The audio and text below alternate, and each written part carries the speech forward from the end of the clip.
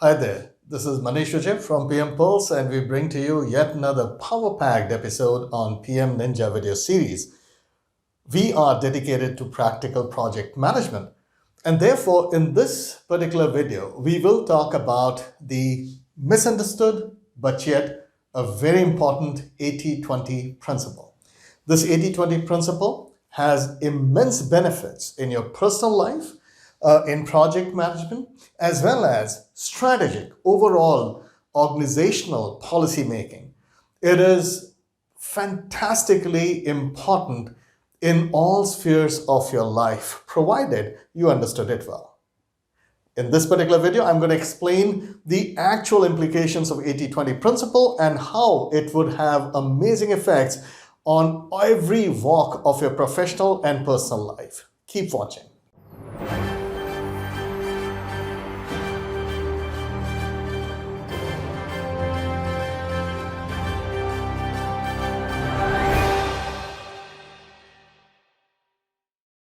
All right, so let's get started with 80-20 principle.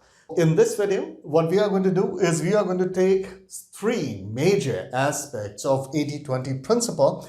These are not exhaustive, but I've tried to take as many cases as possible so that you can practically understand the importance of 80-20 principle.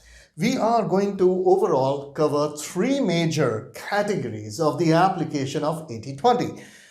80-20 from your personal perspective, 80-20 from strategic perspective, and 80-20 from project management and program management perspective. The first thing we need to do before we get into the depths of 80-20 principle and its application, let's first talk about exactly what 80-20 principle means. 80-20 is a principle. It's not a fact, it's not a science, and definitely it's not a measurement. And therefore, let's understand this prioritization principle called 80-20. Very simply put, 80-20 began from the simple concept of that 80% of your problems will be stemming from 20% of the reasons. Why would you spend all of your time to solve all your problems? Or to take care of all the causes and try to get rid of all your problems. It's a complete wasteful expenditure of your time, money and effort for that matter. You would rather work smart. That's the reason why all senior managers are all actually good leaders and managers. They never ask for hardworking professionals. They waste time, right? So I personally don't like hardworking professionals. I like smart. I like dedicated professionals, not hardworking, but smart. People who work smart. They will be the people who would be able to figure out, okay, where they should focus. That will give them the best output, right? So, today's world, you cannot finish all your work. There is no way you can achieve everything that you wanted to do in your life. You would be able to do everything. Not possible. You need to prioritize. And that's where 80-20 principle comes in. The moment we try to spread ourselves too thin, too wide, we are asking for disaster. Got it? That's applicable to your personal life, the way you organize your organization, the way you do your strategic management, and including your project management. Let's first talk about project management. How do we apply 80-20 principles in project management? All right, so let's look at 80-20 principle. Remember, it's a prioritization principle where we figure out where to focus our time, money, effort, and energy, right? To get the best output in the given situation. And that's 80-20 prioritization principle. We talk about business case. We can figure out why we need to do this project. What is the 80% benefit that we would achieve in this organization by doing 20% of the projects, right? So the decision making, or by spending the least amount of money, where do I have the best return on income? Or by doing which kind of projects we would have the maximum effect on our marketing strategy or our strategy of getting into a specific business or getting into a specific market. So basically, your entire business case should not be based on, these things are very important. Another thing has started, a new technology has started, we should be a part of it. No. Your focus need to be is with the limited amount of effort, money, energy, resources that you have, where best to apply, which kind of projects to do so that you have best strategic outcome. That's your business case, right? By where do we invest our limited money to get the best, return in terms of investments. That's called business case. When we talk about projects, we can even talk about requirements. You see, once your customer provides all the requirements more or less have to be provided. That's beside the point. But does it mean that we take all the requirements with equal level? You're asking for trouble, because look at you. When you go ahead and buy a cell phone, or you buy a camera, or you buy a refrigerator for that matter, anything on the planet like a TV, right? A TV monitor. There are hundreds of features that the salesperson tells you, which may influence your buying decision. But what really helps you is the 4-5 things like channel distribution. How do you swap channels? How easy it is to program, plug and play, the voice quality, the sound quality, the distribution of sound, the color pattern, right? The dark patterns. Can you still make out shapes in dark patterns? Whether it can work in daylight, right? Refraction, all those things, the few things which are very important. And if you find the slightest problem in those 4-5 features, you will not go ahead with that particular purchase. That means requirements are important. All requirements have to be provided. But does it mean that all requirements are equally important? And that's the answer, it's not. The moment you try to treat all the requirements at the same platform, you're asking for trouble, because you're not looking at the way the customers look at products. You're not trying to look at the way the customers look at services, for that matter. And therefore, you need to understand the concept of CTA, critical to acceptance, or CTQ, critical to quality. That's basically what we mean by requirements, right? So some people even call it MASCO. Right? Must have, should have, could have, also have. There are multiple ways to prioritize, but it's very important for you to prioritize requirements, because without that, you're not really looking at the way the customers would look at the project. So that means, would you like to work very hard somehow to provide all the requirements and they should all be defect-free? You're asking for trouble. You should actually focus more on removing defects or preventing defects on those few requirements, those 20% requirements that would have 80% impact on the customer. 80-20 principle yet again, right? But please remember, 80-20 is not a measurement. You don't actually go searching for exactly 20% requirements. 80-20 is just a connotation. What it basically means is that look for those minimum few which will give you the maximum benefit or the outcome. So it does not have to be exactly 80-20. Cool? All right. Then we talk about scheduling. Have you heard of the concept of critical path? If you concentrate on all activities, again, you're asking for trouble, because all activities, of course, they need to be done, but some activities are way more important. So look for those few activities which are on critical path, which simply cannot be delayed. Those are the ones that you need to focus on most. You have to keep it under your supervision. You cannot supervise everything in a schedule. That is too much of stress. And therefore, it's applying in scheduling. Costing, obviously. Which is the area in the project? And it's also kind of connected to your high priority requirements. Where do I invest more? Where do I need to have full costing, full staffing? Whereas there are certain places where if some time exists, I'll probably get it done. So your costing is dependent on that. Which are the elements where I spend, properly will have maximum effect on my project. That means you're trying to do lean costing. You're trying to do waste minimization. When we talk about lean management, we are applying 80-20 principle. That's the application of 80-20, right? So it should be part of your thinking. It should be part of your psyche. Not bad. Let's continue. Quality. Do you think you have the time, money, and energy and the resources to take care of, test everything right? I mean, left, right, and center. Can you take care of everything? Absolutely not. You cannot even have a checklist running for everything in your project. You need to focus on those areas. Again, going back to the 20% requirements. That's where you should also concentrate on which are the requirements which need to be absolutely defect free. You cannot distribute your limited time equally across the entire project when it comes to quality, right? So even when we are talking about prevention, where do we focus on more to actually get the best preventive value? And that's 80-20% application and quality. Where do I apply the maximum checklist? Where do I have the maximum amount of testing and inspection? Which is the area where I have the maximum code coverage? Which is the area where my sample size for testing would be much higher? Which is the area which I'm going to do a lot more audits compared to other areas and still be very close to what the customers expected? That's 80-20 principle, application and quality. Resources, similarly, right? Where do I apply the resources? The limited resources that I have, where do I apply them best to get the, best output? Stakeholders.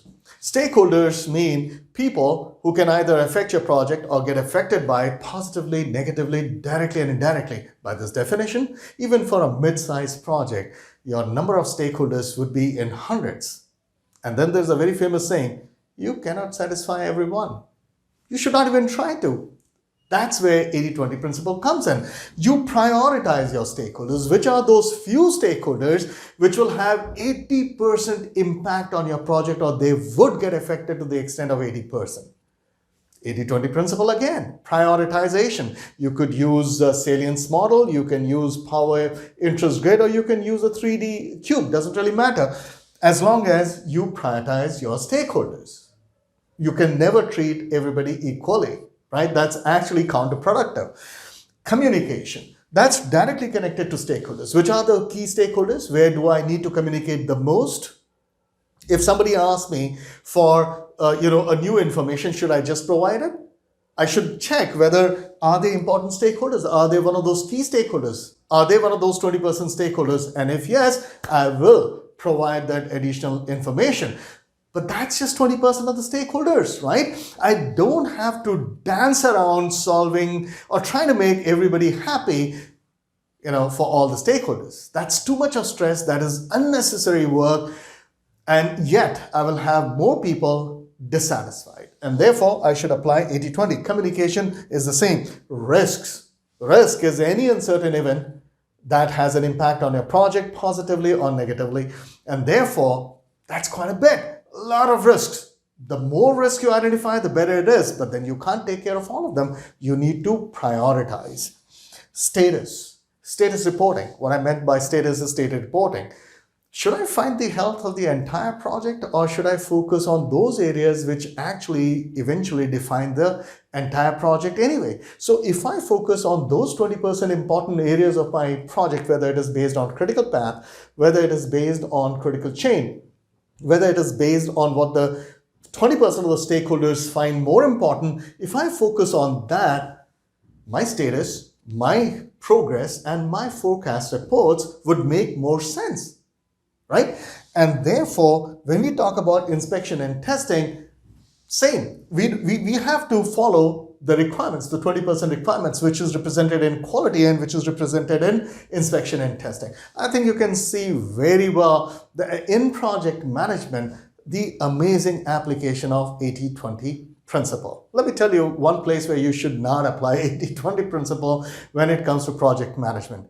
Don't you dare apply 80-20 principle in PMP certification. Don't come back to me and say, hey, I did 20% of the questions which were having 80% impact on the project, but I still failed. Don't you do that. All right, so now let's talk about strategy, right? So 80-20 principle can even be applicable on strategy. In fact, a lot of organizations do a massive issues with their strategy, though their intentions are great, but yet they actually mess around with the organizational strategy because they don't really apply the 80-20 principle. They want to achieve everything. Whatever comes their way, they want to achieve it or go for it, and that's bad.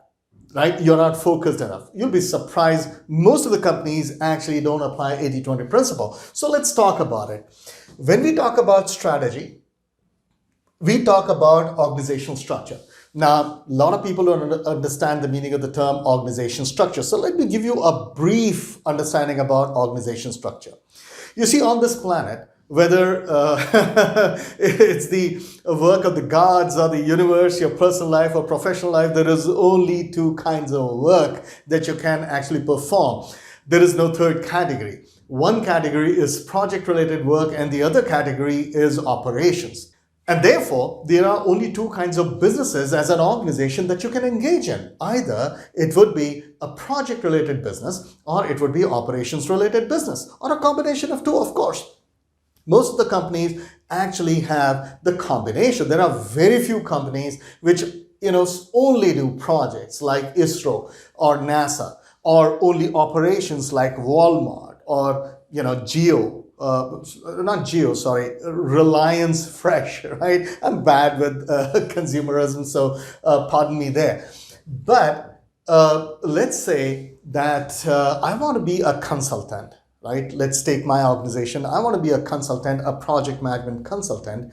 And therefore, what kind of organization structure should I have? Because the organization structure is made only to support the business that you're in. That means I can have certain organization structures like a weak matrix or a functional organization, which basically supports operational work.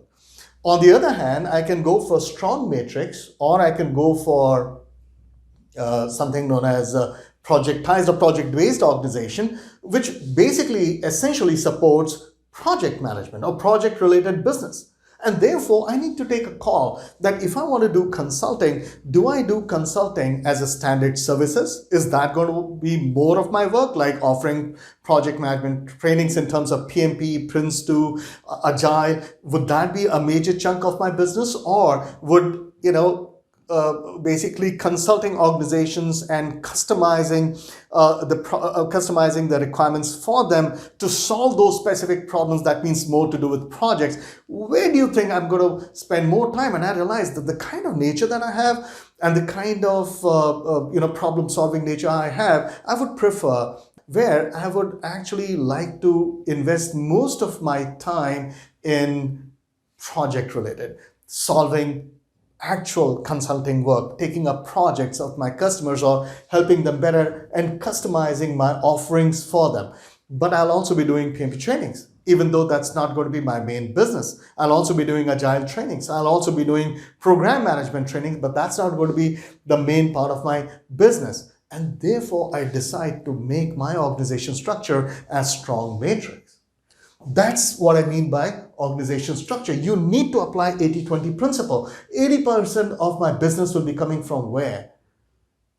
Right? And therefore, I would not, concentrate too much on the 20% of the business. I'll survive. Even if I do that, I'll survive.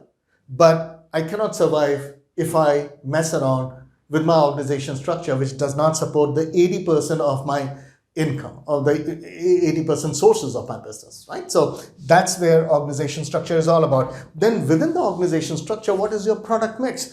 As a consultant, I would like to do everything on the world when it comes to project management, but can I? It's just not possible. I cannot be big enough. Even the largest companies on the planet, the largest consulting organizations on the planet, they've not become large by doing everything. They've become large by actually focusing. Same is the application here. Even when I try to solve problems of people, would I be more interested in implementing PMOs in organizations, or would I be more interested in implementing, supplying project members or team members, or actually hire project from the companies and do it for them, or simply advise them? What will be my main business? And that will define my product mix. Yes, the organization structure, all the mixes I've talked about is project heavy, but within that, where would I focus more? And I realized that I'm more into an advisory role because I would like to keep my organization smaller. I don't want to have a larger footprint. And therefore, my product mix, I sometimes do PMO setup, like the way I did in South Africa with the How Railways over there. or one in Singapore called the BD healthcare system, right? Or in Royal Enfield. But most of the time, my work is advisory. That means my product mix should be supporting 80% of my business, not the other 20%. I'll survive, right? So within the organization structure, what would be my product mix? Again, comes from 80-20 principle. That's the psychology that you should always have. Keep asking yourself, what is it that you're trying to do? It's a focus area. It's a prioritization area, right? That is how you develop excellence. And then we talk about organization culture. Like, for example, if I'm going to be in an advisory role, what kind of culture should I have in my organization? What are the things that my team members should value? And I realize that the value system in my team, all the people working within, associated with me, should actually foster disequilibrium. They should foster new thinking. They should foster the habit of challenging status quo. They should not be drawn into, that this is what happens, chalta hai, or this is how things have been happening, don't fix things which ain't broken. No, we have to come out with something new, something better. Even when they are doing a good job, we need to find something better. That means the culture that we want is more than collaboration. We want cultivation. We want to cultivate new ideas, innovation. That's our focus. And therefore, yes, we'll be doing a lot of team-related work. We'll be also doing a few other things like a collaborative work, or even a competitive-based, like competition-based. But our culture is not based on competition or on collaboration. Yes, part of it is collaboration, but we are very heavy on innovation. We always come out with great new ideas, right? That's how a culture is created. But if an organization decides that, they're going to undertake large consulting projects where they will simply outsource their people to large companies, right? So in those cases, they will actually focus on the culture of collaboration where people work as a team. Some people would innovate, but most of them, their 80% of the work will be done through collaborative work. So the culture that they foster in that organization is collaboration. Got it? That's how we come out with even the strategic footprint, or the DNA, what a lot of people say as the DNA of this organization. That's how we make it. And obviously, if that is your product mix, this is your organization structure, then what is it that you're measuring to figure out? Can you measure everything about your organization? That'll be too much of data points for you to even figure out, hey, are you moving in the right direction or not?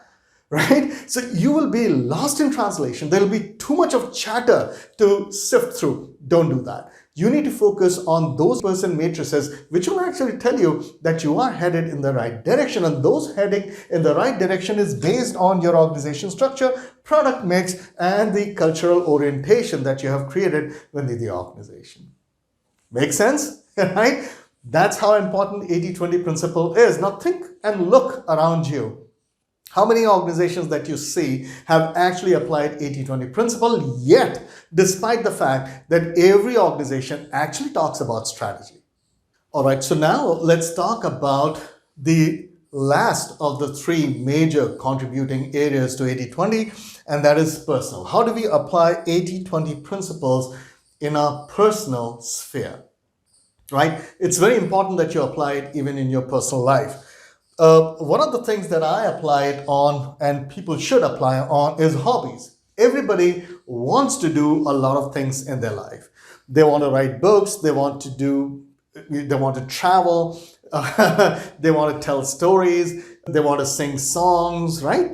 But the point is, can you take care of all your hobbies? Can you actually have the time to do all your hobbies? Absolutely not. Time is a very big constraint. So you need to figure out that what are those hobbies? You really have to make a conscious decision. You have to sit with yourself, not with others, but you have to sit with yourself to figure out what are those 20% hobbies that will give you 80% pleasure. Yes, there will always be a little bit of a factor that all the things that you wanted to do in life in terms of pleasure and in terms of your passion, in terms of hobbies, you'd not be able to do it. But then the best thing for you is to decide, okay, if not 100%, how do I get 80% satisfaction by doing the few hobbies that I can really focus on in the limited time that I have?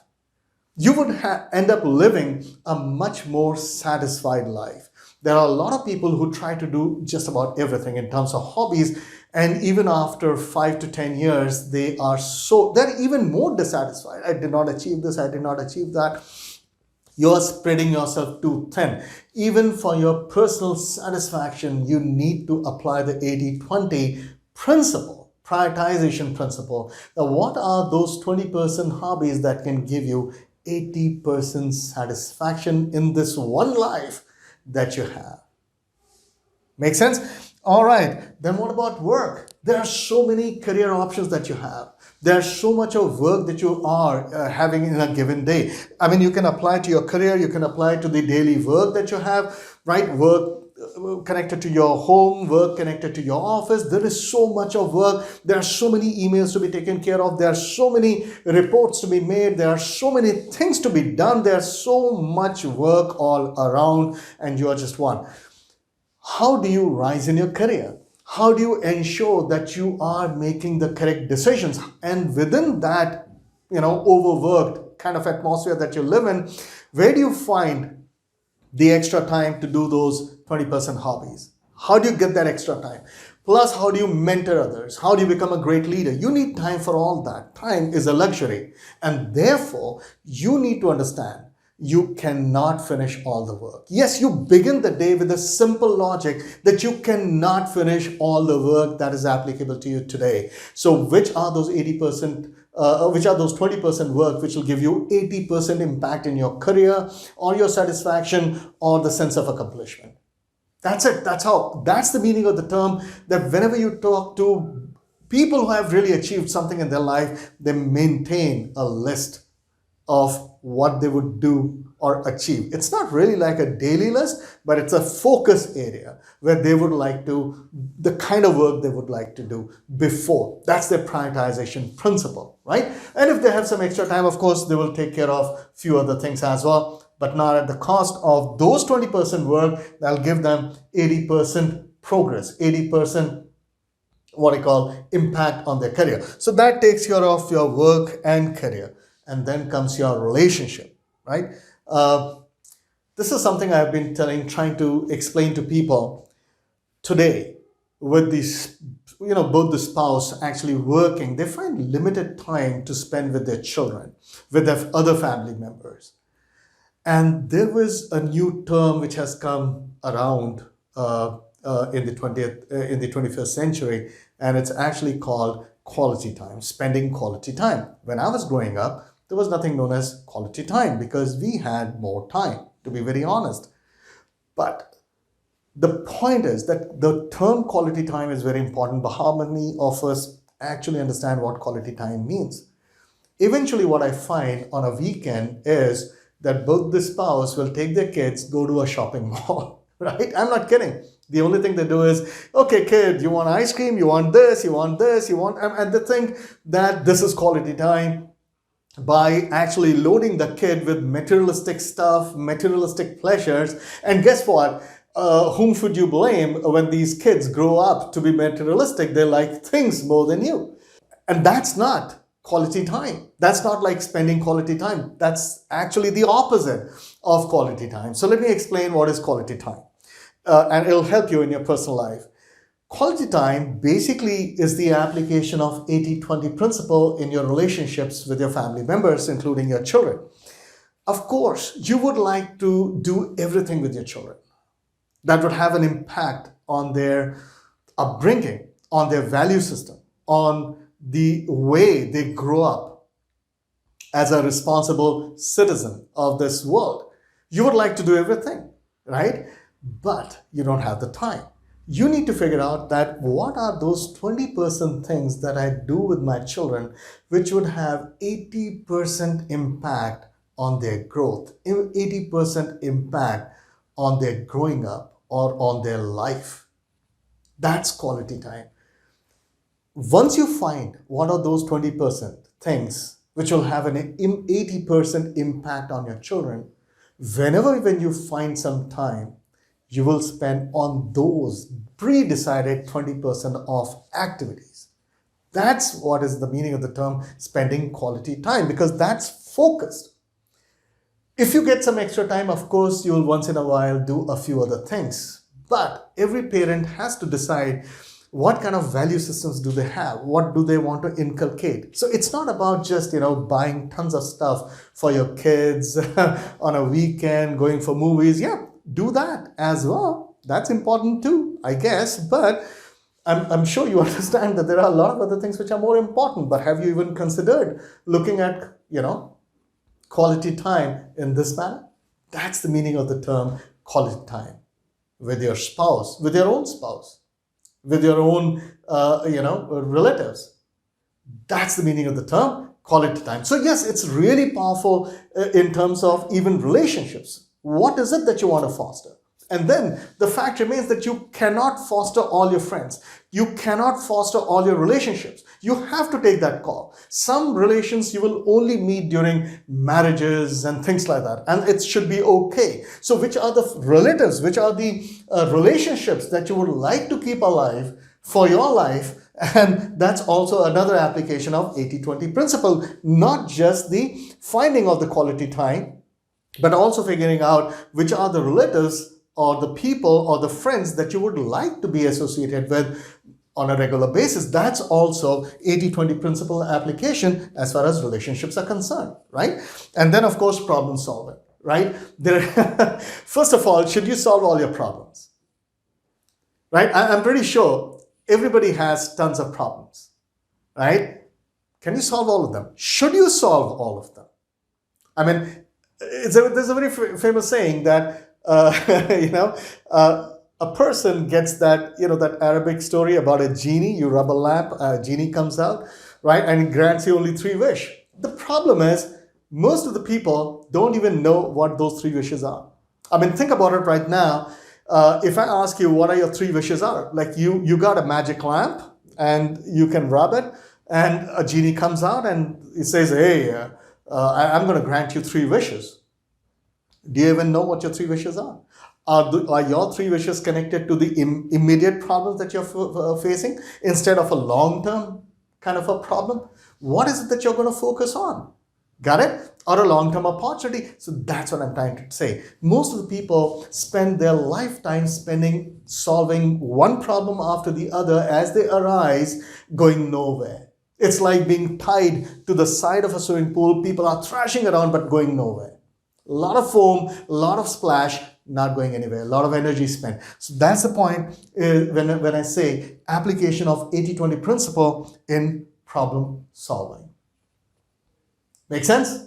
All right. So this is Manish Shujay from PM Pulse, talking to you about 80-20 principle in this power-packed episode of PM Ninja video series. If you like it, if you have some suggestions, if you can share some ideas about how did you apply 80-20 principle in any of these areas that we talked about, and drop a comment so that I can interact with you. Subscribe to this channel so that you don't miss out on any of these power-packed episodes.